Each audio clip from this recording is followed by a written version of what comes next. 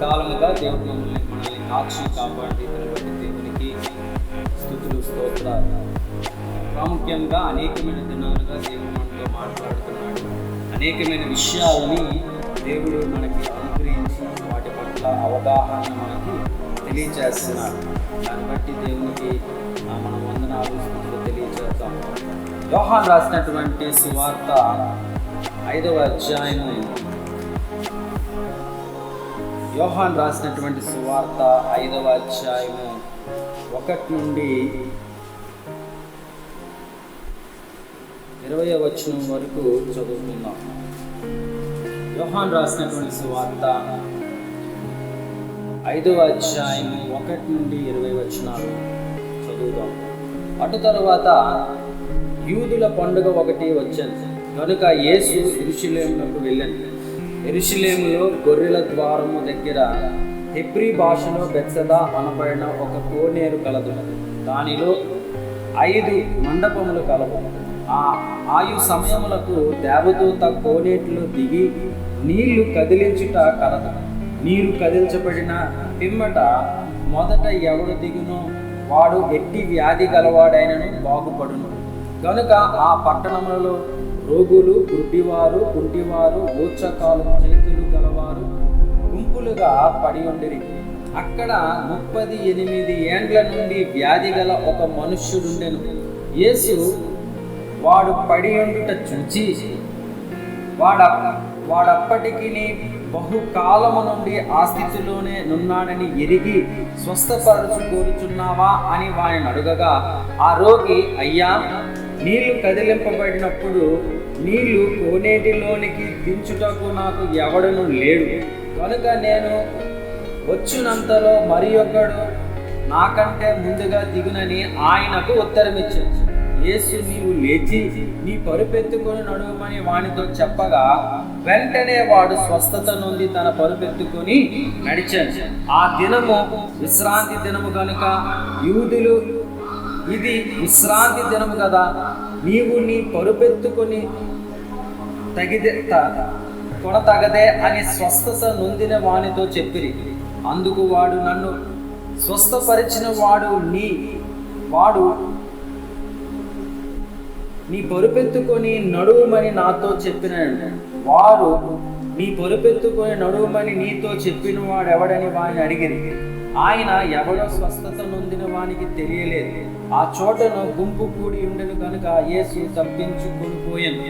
అటు తరువాత యేసు దేవాలయంలో వారిని చూచి, ఇదిగో స్వస్థత నొందితిని, మరి ఎక్కువ కీడు నీకు కలగకున్నట్లు ఇకను పాపము చేయకుమని చెప్పగా, వాడు వెళ్ళి తన్ను స్వస్థపరిచిన వాడు యేసు అని యూదులకు తెలియచెప్పాను. ఈ కార్యములను విశ్రాంతి దినము చేసినందున యూదులు యేసును హింసించిరి.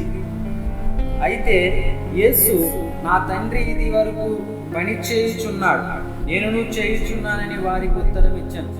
ఆయన విశ్రాంతి దినాచారము మీదట మాత్రమే కాక దేవుడు తన సొంత తండ్రి అని చెప్పి తన్ను దేవునితో సమానముగా చేసుకొనెను గనుక ఇందు నిమిత్తము యూదులు ఆయనను చంపవాలని మరి ఎక్కువగా ప్రయత్నము చేసేది. కాబట్టి యేసు వారిని ఇట్లు ప్రత్యుత్తరం ఇచ్చను, తండ్రి ఏది చేయుట కుమారుడు చూచునో అదే కానీ తనంతట తాను ఏది చేయనేరడు. ఆయన వేటిని చేయునో వానికే కుమారుడు అలాగే చేయును. తండ్రి కుమారుని ప్రేమించును, తాను చేయు వాటినెల్లను ఆయన అగపరుచుచున్నాడని మీతో నిశ్చయముగా చెప్పుచున్నా. మరియు మీరు ఆశ్చర్యపడినట్లు వీటికంటే గొప్ప కార్యములు ఆయనకు అగపరుచును. దేవుడి వాక్యము దీవించునుగాక. ఈరోజు మనము ఈ యొక్క పాఠ్యాంశంలో నుండి, ఈ యొక్క స్థితి, ఈ యొక్క ఉద్దేశంలో నుండి 3 ఆలోచనలను మనము ఒకసారి ఆలోచన చేసుకుందాం. ఏమిటి అసలు అక్కడ జరిగింది ఏమిటి అని అంటే, ముందు మనము యేసు ప్రభు ఆ యొక్క పండుగ దినాన అక్కడ ఒక పండుగ జరుగుతుంది, అలాగే ఒక పండుగలో వారు ఉన్నారు. ఒక పండగ వాతావరణంలో ఉంటున్నప్పుడు యేసు ప్రభు యెరూషలేముకు వెళ్ళడం అనేది మనం మొదటి వచనంలోనే మనం అక్కడ కనుక్కుంటున్నాం. ఎందుకంటే యూదుల పండగ ఒకటి వచ్చెను గనుక అనేటటువంటి మాట అక్కడ ఉంది. యూదులు చేసుకునేటటువంటి అనేక పండగల్లో ఒక పండగ ఆ సమయానికి ఉంది కాబట్టి ఆయన యెరూషలేం వెళ్ళాల్సి వచ్చింది అనేటటువంటి అర్థాన్ని మనము అర్థం చేసుకోవచ్చు. రెండవ వచనం చూసినప్పుడు ఏం కనిపిస్తుందంటే ఆయన యెరూషలేం ఎందుకు వెళ్ళాడు అని అంటే పండగ ఉంది కాబట్టి యెరూషలేం వెళ్ళాడు. యెరూషలేం వెళ్తూ కూడా అన్ని ప్రాంతాలను చూసేవాడిగా ఉన్నాడు కాబట్టి దేవాలయంలో ఉన్నటువంటి ప్రతి ఒక్క ప్రదేశాన్ని చూస్తుండగా ఆయన ఏం గమనించాడు, అక్కడ ఏం చూశాడు అని అంటే గొర్రెల ద్వారము దగ్గర ఆయన ఒక కోనేటిని చూడడం అనేది మనము గమనిస్తున్నాం. అక్కడ ఒక కోనేరే ఉందా అంటే కాదు, అక్కడ 5 కోనేర్లు ఉన్నట్లుగా మనము అక్కడ గమనించవచ్చు. ఆ 5టికి వేరు వేరే పేర్లు ఉన్నాయి. కానీ యేసు ప్రభు చూసినటువంటి ఆ కోనేటికి ఒక భాషలో అంటే హెబ్రీ భాషలో ఏముందంటే బెత్సెదా అనేటటువంటి కోనేరు కలదు అనేటటువంటి మాట మనం గమనిస్తున్నాం. ఈ కోనేరుకు ఉన్నటువంటి ఒక ప్రత్యేకత అక్కడ మనకు కనిపిస్తుంది. అంటే ఈ కోనేరు ఎప్పటి నుండి ఉందో మనము ఈ ఆలోచనకు వెళ్ళేటప్పుడు హిస్టరీలో కొంచెం మనం ఆలోచన చేసినట్లయితే సొలొమోను మహారాజు ఏదైతే మందిరము కట్టాడో ఆ కట్టిన మందిరము దగ్గరే ఈ కోనేరు ఉండాలి, అంతే కదా. తను కట్టిన మందిరములోనే ఈ కోనేరు ఉండాలి. ఈ కోనేరు కృత్రిమంగా తయారైందో సహజమైన కోనేరో అది మన ఎవరికి తెలియదు. ఎందుకంటే ఆ పూర్తి వివరాలు క్లారిటీగా మనకి బైబిల్లో లేవు. మనకి ఎంత అవసరమో అంతే ఉంది. ఇంకా దాని గురించి కావాలి అనుకుంటే యెరూషలేం వెళ్ళి దాని గురించి మనం తెలుసుకోవచ్చు. లేకపోతే హిస్టారికల్ బుక్స్లో నుండైనా అది నిజముగా ఎప్పటి నుండి ఉంది, ఎలా కన్స్ట్రక్షన్ చేశారు, లేకపోతే అక్కడికే ఎందుకు దేవదూత వచ్చి నీరు కదుపుతుంది, చాలా ప్రశ్నలు మనకి ఉంటాయి. కానీ అక్కడ ఉన్నటువంటి ప్రజలు ఎవరైతే నివసిస్తున్నారో, యెరూషలేములో ఎవరైతే నివసిస్తున్నారో వారందరికీ ఒక నమ్మకం ఉంది. ఏంటా నమ్మకము అంటే ఆ నీరు ఎప్పుడు కదల్చబడతాయో, ఆ నీరు ఎప్పుడు కదల్చబడతాయో, ఎవరైతే మొట్టమొదట నీటిలో దిగుతారో వారు స్వస్థత పడతారు అనేటటువంటి గొప్ప విశ్వాసము, నమ్మకము ఆ ప్రజల్లో ఉంది. ఏమండి? అందుకే కదా మనకు అక్కడ 3వ వచనం చూసినప్పుడు అక్కడ ఏం కనిపిస్తుందంటే ఆయా సమయములకు దేవదూత కోనేటి దిగి నీరు కదిల్చుట కలదు. నీరు కదిలింపబడిన పిమ్మట మొదట ఎవడు దిగునో వాడు ఎట్టి వ్యాధిగ్రస్తుడైనను, అంటే ఎలాంటి రోగస్తుడైనను. దాని కింద మనం చూసుకుంటే రోగాల లిస్ట్ కూడా మనకు కనిపిస్తుంది. అంటే కేవలం వీరికేనా అంటే వీరికి కొన్ని ఉదాహరణగా కొన్నిటిని రాశారు. యాక్చువల్గా పైన వచ్చిన మనం చదువుకుంటే అర్థం చేసుకుంటే ఏం కనిపిస్తుంది అంటే ఎలాంటి రోగస్తుడైనా, వాడికి ఎంత రోగం ఉన్నా, ఎలాంటి రోగం ఉన్నా ఫస్ట్ ఎవరైతే దిగుతారో, ఫస్ట్ ఎవరైతే ఆ నదిలోనికి వెళ్తారో, అంటే అక్కడ ఏం జరుగుతుంది అంటే ఒక పోటీ జరుగుతున్నట్లుగా మనము అర్థం చేసుకోవచ్చు. ఏమండి? అక్కడ ఏం జరుగుతుంది? పోటీ జరుగుతుంది. ఎవరు మొదట నీటిలోకి వెళ్ళిపోతారో వాడు స్వస్థత పడుతున్నాడు అనేటటువంటి ఒక విషయము ఈ యొక్క వచనాల ద్వారా మనం అర్థం చేసుకుంటున్నాం. యేసు ప్రభువుకి ఆ విషయం తెలియదా అంటే తెలుసు. ఎందుకంటే ఆయన అనేకమైన వ్యక్తులతో వినొచ్చు, లేదా హీఈస్ ద గాడ్ అంటే దేవ సంభూతుడు కాబట్టి ఆయనకు ముందుగానే తెలుసు అని మనము ఊహించవచ్చు. లేకపోతే ప్రపంచం అంటే ఆ దేశమంతా విషయం తెలుసు కాబట్టి ప్రతి యూదుడికి కూడా ఆ సంగతి క్లియర్గా తెలుసు. ఎందుకంటే తెలుసు కాబట్టి అంతమంది ప్రజలు అక్కడ ఉంటున్నట్లుగా మనము గమనిస్తున్నాం. అయితే నాకు అర్థం అంటే అక్కడ మన అదంతా చాలా బాగుంది. యేసు ప్రభు చేస్తున్నటువంటి పరిచర్య కూడా చాలా అద్భుతంగా కనిపిస్తుంది. ఎలా ఉంది అని ఆలోచన చేసినప్పుడు అయితే అక్కడ ఉన్నటువంటి వారు అందరి గురించి కాకుండా ఆయన దృష్టి ఒక వ్యక్తి మీద పడింది. యేసు ప్రభు యొక్క దృష్టి ఒక వ్యక్తి మీద పడింది. ఆ వ్యక్తి పరిస్థితి ఎలాగున్నది అని అంటే రోజు రోజుకి తన స్థితి దిగజారిపోతున్నట్లుగా కనిపిస్తుంది. రోజు రోజుకి తను ఈ రోజు వెళ్దాము అని ప్రయత్నము చేస్తూ ఓడిపోతున్నటువంటి వ్యక్తిగా మనకు కనిపిస్తున్నాడు. ఎలా కనిపించాడు అతను? ప్రతిరోజు ప్రయత్నము చేసి విఫలమైపోయి మరలా శక్తిని కూడగొట్టుకునేటటువంటి వ్యక్తిగా కనిపిస్తున్నాడు. ఎందుకంటే ఎప్పుడు అది నీళ్ళు కదల్చబడతాయో పలానా టైమింగ్ అంటూ ఏం లేదు. ఉందా? ఎక్కడ కూడా పలానా టైంలో పలానా తెల్లవారుజామున 6 గంటలు కదల్చబడుతుంది అంటే సిద్ధంగా ఉండొచ్చు. ఏమండి? లేకపోతే పలానా టైంలో మళ్ళీ మనకి ఎలా కనిపిస్తుంది అంటే పలానా సమయం మధ్యకాలంలో పడుతుంది అని అంటే తెలియచ్చు. ప్రతి 2 గంటలకు ఒకసారి అవుతుంది అనుకున్నా మనము ఎగ్జిబిషన్కి వెళ్ళాం.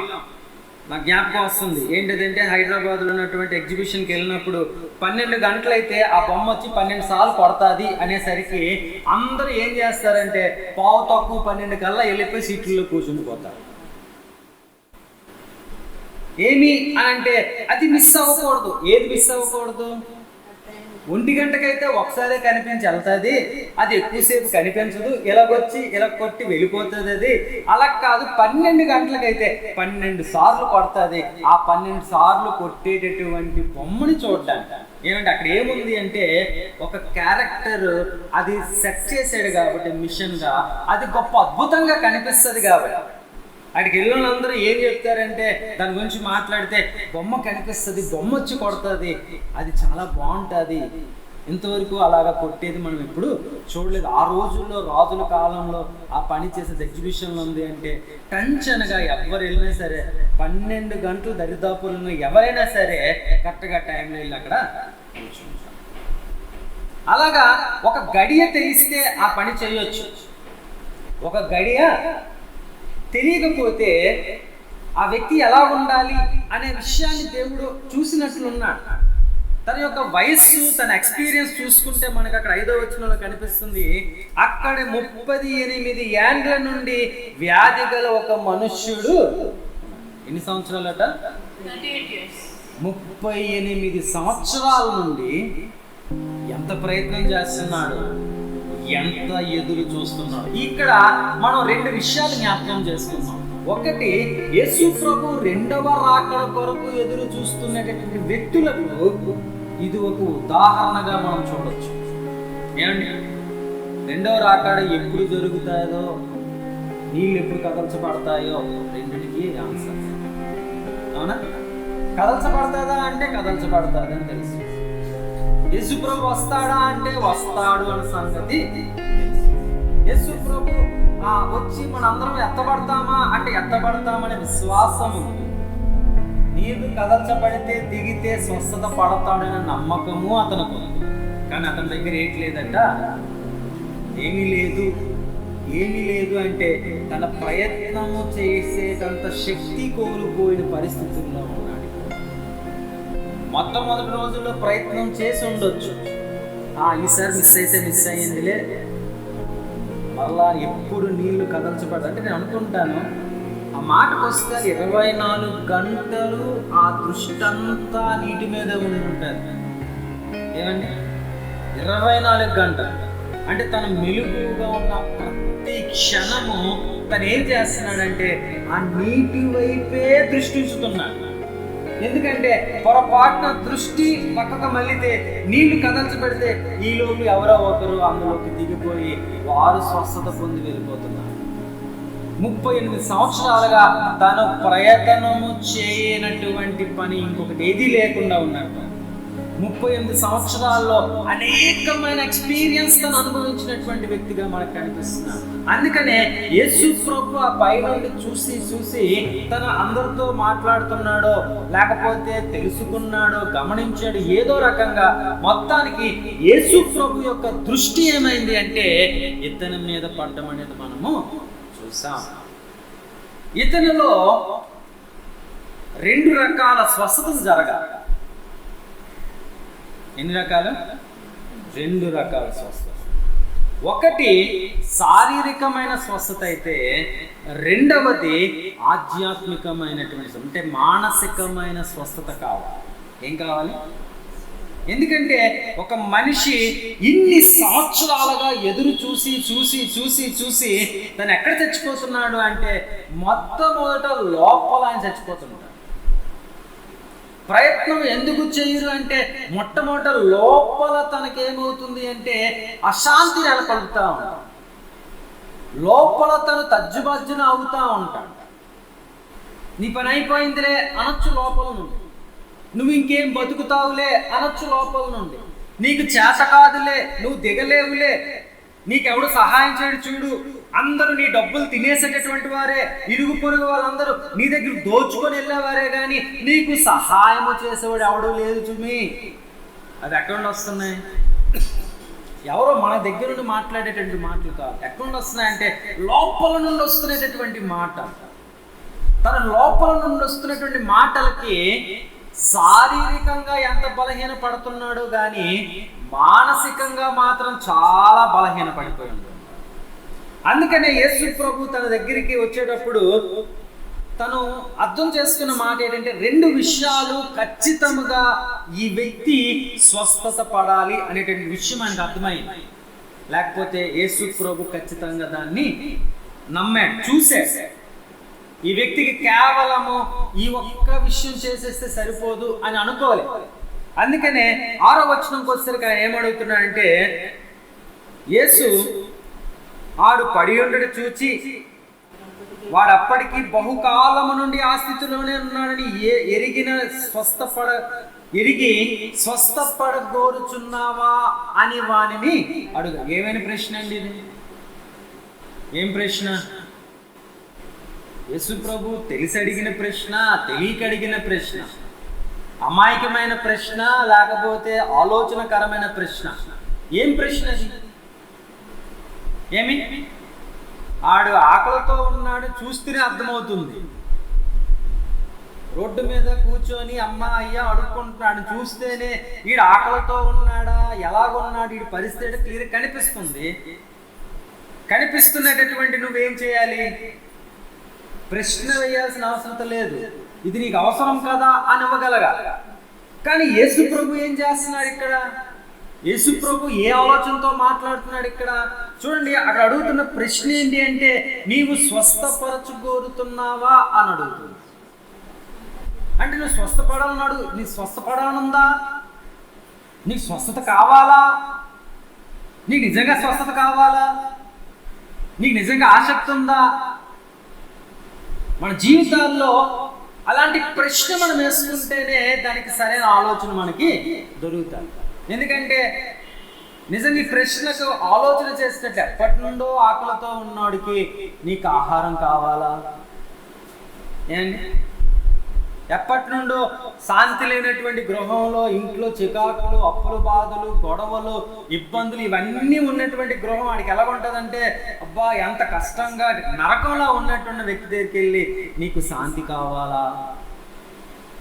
ఏంటి ఆ ప్రశ్న?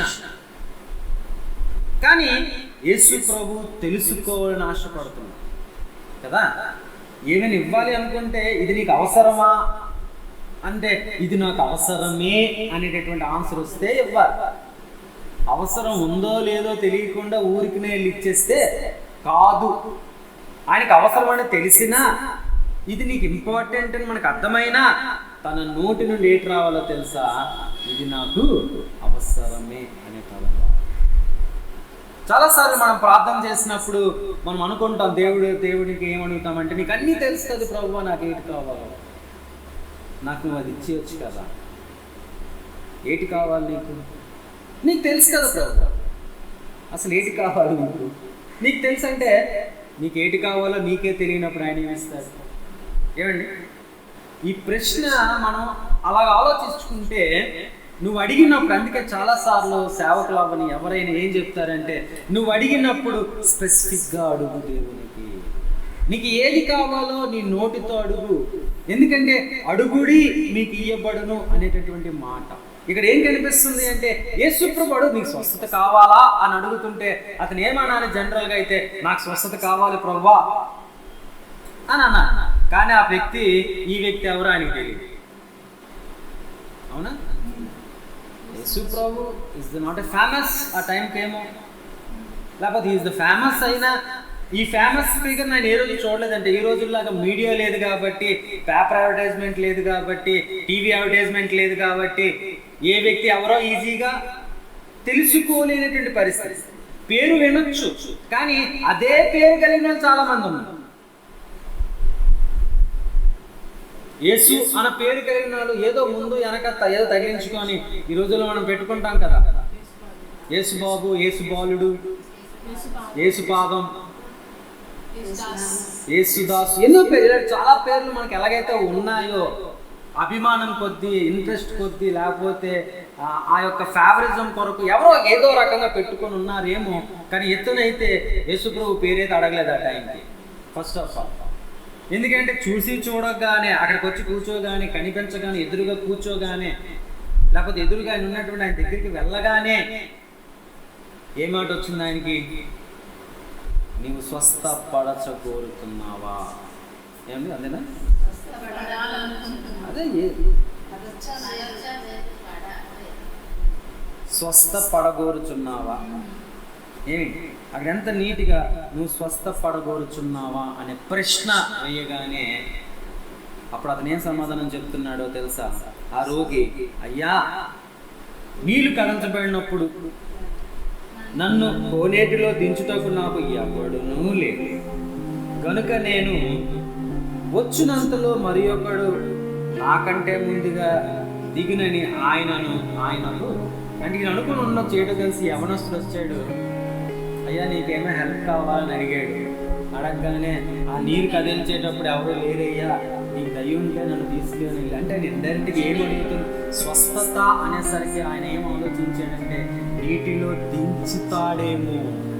ఎందుకంటే నీటికి ఉన్నటువంటి ప్రత్యేకత ఏంటి అంటే అక్కడ స్వస్థత జరుగుతుంది. బెత్సద అనేటటువంటి దానికి అర్థం కూడా ఏంటంటే కరుణ, లేకపోతే దన్న అలాంటి పదం వస్తుంది.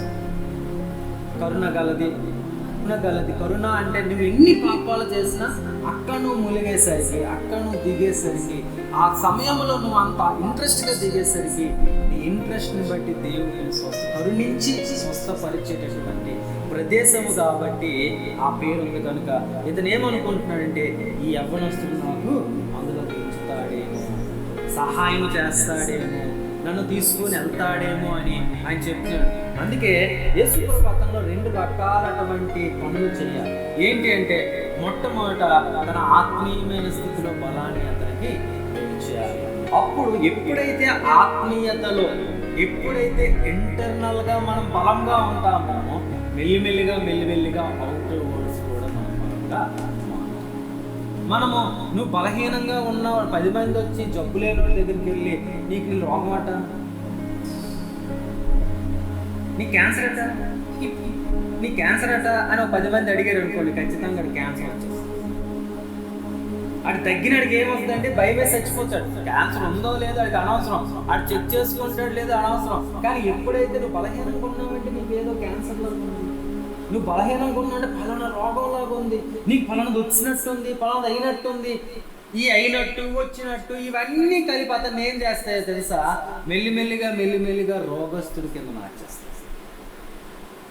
అయితే ఒక రోగి దగ్గర కూర్చొని రోజు అబ్బా నువ్వు ఈరోజు చాలా బాగున్నావు, చాలా బలంగా ఉన్నావు, నీకు ముందు పడినట్టు అది పడిందో లేదు, డాక్టర్ ఏడ్ చేయి పట్టుకున్నావు, ఇంతేనా తగ్గిపోద్దులే అంటాడు. అంతే. ఏమంటే చాలామంది చెయ్యి పట్టుకుంటే చాలు తగ్గిపోద్ది అనుకునేటటువంటి ప్రజలే ఎక్కువ. మందులేసి అదే మందు ఈ డాక్టర్ ఇస్తాడు, అదే మందు ఆ డాక్టర్ ఇస్తాడు, మందులో ఏ వేరియేషన్ ఉంది. కానీ ఈ డాక్టర్ ఇచ్చినప్పుడు తగ్గదు, ఆ డాక్టర్ ఇచ్చినప్పుడు తగ్గదు. ఏంటి డాక్టర్లో ఏమైనా ఉందంటే కాదు, ఎవరిలో ఉంది అంటే నీలోనే.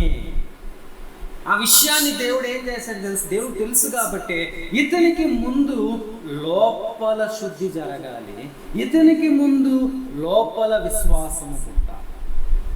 ఏం పుట్టాలట? అతనికి లోపల బలము పుట్టాలి. ఇతనికి లోపల ఎప్పుడైతే బలం పుడతాదో ఆటోమేటిక్గా అతను బయట కూడా శుద్ధుడై, పరిశుద్ధుడై, లేకపోతే ఆరోగ్యవంతుడై తను జీవిస్తాడు అనేటటువంటి మాటను మనం ఇక్కడ గమనిస్తున్నాం. అందుకనే తర్వాత 7వ వచనం 8వ వచనం చూస్తే, యేసు నువ్వు లేచి నీ పరుపెత్తుకుని నడుమని వారితో చెప్పగా. ఏం చేశారంటే యాక్చువల్గా అక్కడ ఉన్న పరిస్థితి ఏంటో ఆ మాటకు అర్థం, ఇప్పుడు ఒక మాటకి అర్థం చేసుకోవడానికే టైం పడుతుంది. ఇంతలోపు ఆయనేమో నీకు స్వస్థత కావాలి, స్వస్థత కోరుతున్నావా అంటే దానికి సమాధానం అవును అని చెప్పకుండా ఇండైరెక్ట్గా ఏంటి చెప్పాడు, నువ్వు నా నీటిలో పడేస్తే నాకు అది దొరుకుతుందేమో అన్నాడు. ఆ దొరుకుతుందేమో అనేటటువంటి ఆలోచనతో క్వశ్చన్తో ఉన్నటువంటి వ్యక్తిని ఈయన చూసి ఏం చెప్పాడట, నీవు లేచి నీ పరుపెత్తుకొని నడుచు. ఏమండి, ఎలా పడుకున్నాడు, అప్పటికీ లేగలేట్లేదు, అప్పటికే ఒక 38 సంవత్సరాలు, అంటే కనీసం ఒక 5 సంవత్సరాల నుండైనా ఆ స్థితిలో ఫిక్స్ అయిపోయి ఉంటాడు ఆ పొజిషన్లో. యాక్చువల్గా తను కంఫర్ట్ అయిపోయాడు ఆ పొజిషన్లో. ఎందుకంటే ఇంకా అంటే మెంటల్గా ప్రిపేర్ అయిపోయి ఎలాగ చచ్చిపోతానులే, ఇంక ఈ పొజిషనే కరెక్ట్, నాకు ఇంకా అటు ఇటు కదల్సిన పడలేదు, ఎప్పుడు చచ్చిపోతే ఎక్కువ ఎలాగా తిన్నంగా తీసుకొని వెళ్ళి నాకు సమాధి చేసేస్తారు. కానీ ఏదో చిన్న ఆశ, ఒక్కరోజు కాకపోతే ఒక్కరోజు అయినా నా ఆశ ఫలిస్తుందేమో అని ఉన్నటువంటి ఒక కంఫర్ట్ జోన్లో ఉన్నటువంటి వ్యక్తిని దేవుడు ఏం చేశాడంటే, ఇప్పుడు నీవు లేచి నీ పరుపెత్తుకొని నడుము అని అన్నాడు. అనగానే వెంటనే వాడు స్వస్థత నుండి తన పరుపెత్తుకొని నడుచుకుని వెళ్ళిపోయాడు. దేవుని స్తోత్రం, హల్లెలూయా. ఇక్కడ మనం చూస్తుంటే ఒకటి, దేవుని మాటను అతను నమ్ముండాలి. అవునా? ఎందుకంటే అతనికంటే ఇతను అధికారి కాదు, రోమా ప్రభుత్వానికి సంబంధించినటువంటి అధికారి కాదు అక్కడ ఉన్నటువంటి వాడు, లేకపోతే దేవాలయంలో సంబంధించినటువంటి పెద్ద యాజకుడికి సంబంధించిన వ్యక్తి కాదు, లేకపోతే ఎవరో భటుడు కాదు, లేకపోతే ఆ కోనేటి వానర్ కాదు. అవునా? యేసుప్రభు ఏంటి ఆ కోనేటి వానరా కాదు. అక్కడ ఉన్నటువంటి ఎవరికి అని సంబంధం లేనటువంటి ఒక వ్యక్తి ఎందుకయ్యా వెళ్ళాడంటే, ఏదో పండగ చూడడానికి వెళ్ళాడు, ఏదో పండగకు వస్తున్న బంధువుల్లాగా ఈరోజు పండగ కదా వెళ్దామని అలాగే వెళ్ళాడు. ఆ పండగకి వెళ్ళి ఈ దృశ్యాన్ని చూసి ఈ మాట చెప్తే ఈ మాటను అతను వినొచ్చు, వినకపోనవచ్చు. ఏటయ్యా నువ్వు కనీసం నాకు సాయం చేస్తావేమో, ఆ నీరు కదిల్చేటప్పుడు టక్మని వచ్చి నన్ను ఎత్తుకుని పడేస్తావేమో అని అనుకున్నాను. అలా కాకుండా నువ్వు లెగు అని అంటావా అని అనలేదు. అతను అన్నాడా? మనమైతే ఏం చేస్తాం? ముందు మనకు 100 ప్రశ్నలు. ఈడేవాడు, నా పనిలో నేను ఉన్నాను, నా స్థితిలో నేను ఉన్నాను, నాకు నచ్చినట్టుగా నేను ఉన్నాను. ఇష్టమైతే ఒక 100 రూపాయలు ఇచ్చి వెళ్ళిపోవాలి, కానీ ఇంకా నా మీద అభిమానము ప్రేమ ఉంటే నన్ను ఎత్తుకొని ఆ కోనేట్లో పడేయాలి. కానీ ఈ రెండూ కాకుండా లెగమంటాడా అంటే ఎంత వెతకాలం అండి ఈయనకి అనుకుంటానో లేదండి. ఈ వాక్యం చదివినప్పుడు యేసుప్రభు ఈ మాట పలికితే ఆ వ్యక్తి దాన్ని విన్నాడు అనేది జీర్ణించుకోవడమే కష్టమైపోతుంది. వినడం చాలా కష్టమైనటువంటి ఒక పని. దేవుని మాటను ముక్కు ముఖం తెలియని ఒక వ్యక్తి వచ్చి టక్కమని లెగు అని అనగానే విన్నాడు, చూశారు, అక్కడ అద్భుతం జరిగింది. అదే వినకపోయి ఉంటే ఆ రోజున ఆయన గతి అయిపోయి ఉండేమో. ఆ రోజున ఆయన గతి సమాప్తి అయిపోయింది.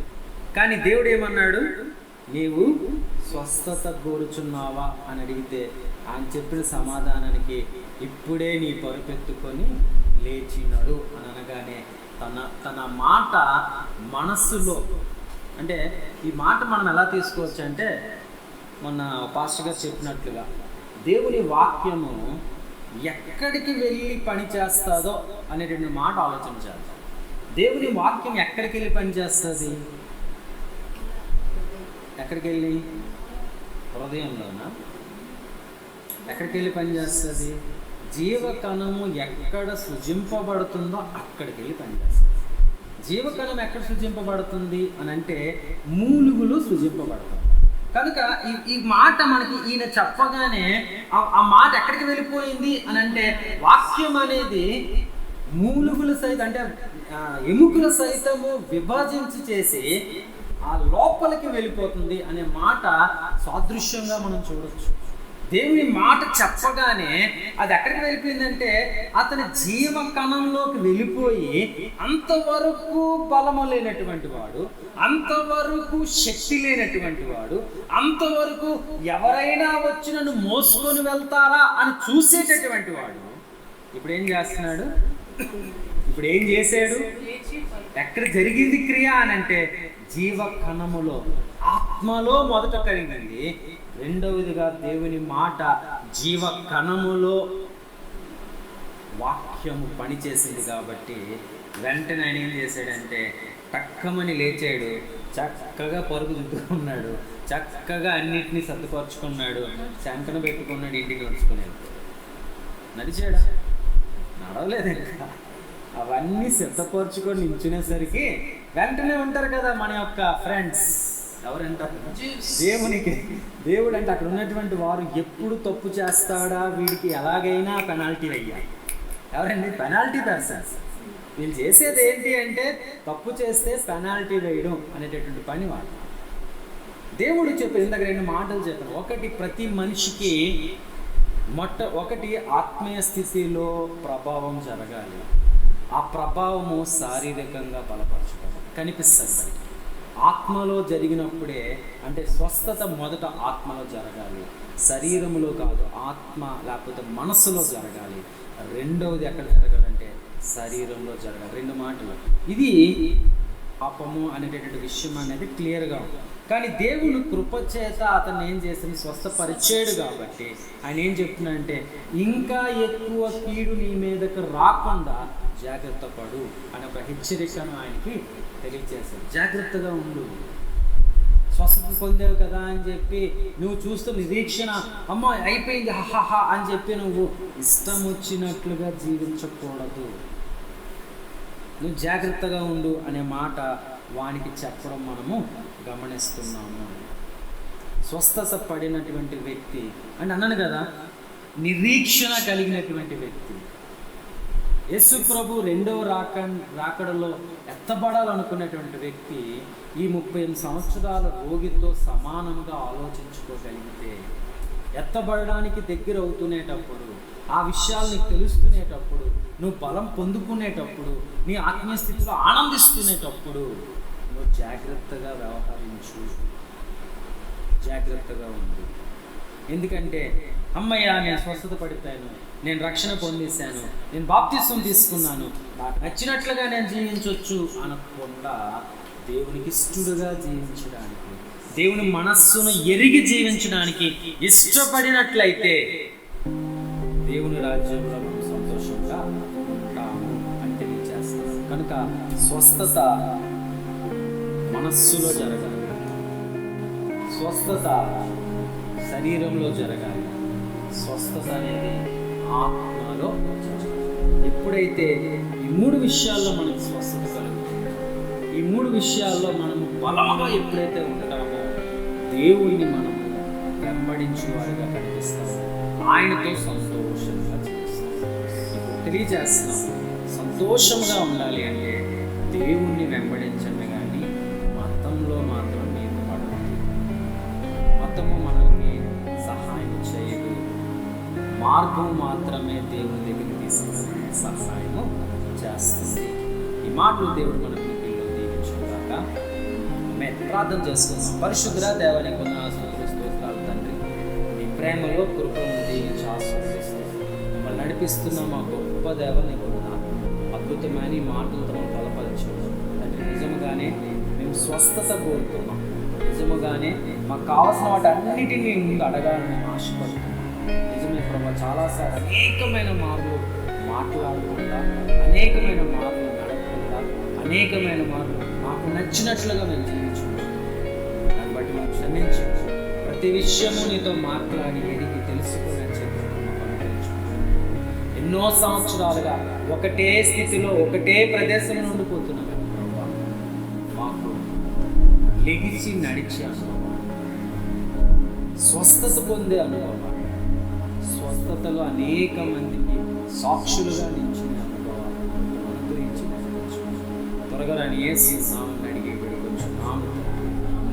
ఆమేన్.